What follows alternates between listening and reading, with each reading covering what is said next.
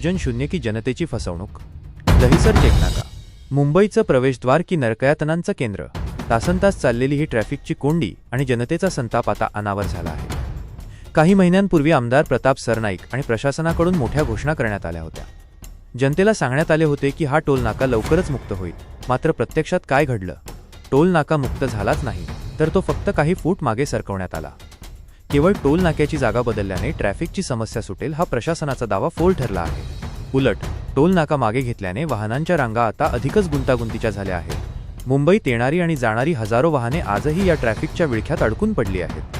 Toll नाका मुक्त करू हे आश्वासन केवळ निवडणुकीपुरतं होतं का, असा जळजळीत प्रश्न आता सामान्य मुंबईकर विचारत आहे. रोजच्या प्रवासातील इंधनाची नासाडी आणि मानसिक त्रासामुळे जनतेमध्ये प्रचंड आक्रोश पाहायला मिळतोय. सोशल मीडियापासून रस्त्यापर्यंत आता एकच सवाल उपस्थित होत आहे, फक्त जागा बदलून काय साध्य झालं? जर ट्रॅफिक कमी होत नसेल तर या नियोजनाचा फायदा कोणाला? जनतेच्या डोळ्यात धूळफेक थांबवून खरोखरच हा मार्ग मोकळा होणार का, याकडे आता सर्वांचं लक्ष लागलं आहे.